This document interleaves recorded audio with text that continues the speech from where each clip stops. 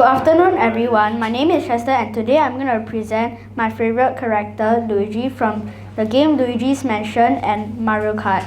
Luigi's brother is Mario, depicted as a short, pudgy Italian plumber. Mario has access to a variety of power-ups that give him different abilities.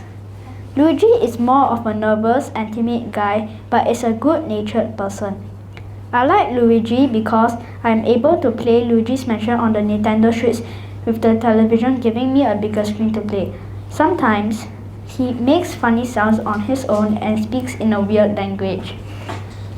I have just shared with you my favorite cartoon character, Luigi. I hope you have enjoyed my presentation. Now I'd like to know your favorite character.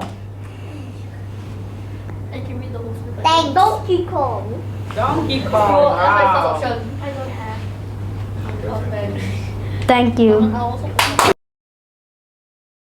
Good afternoon, everyone. My name is Chester, and today I'm going to present my favorite character, Luigi, from the game Luigi's Mansion and Mario Kart. Luigi's brother is Mario, depicted as a short, pudgy Italian plumber.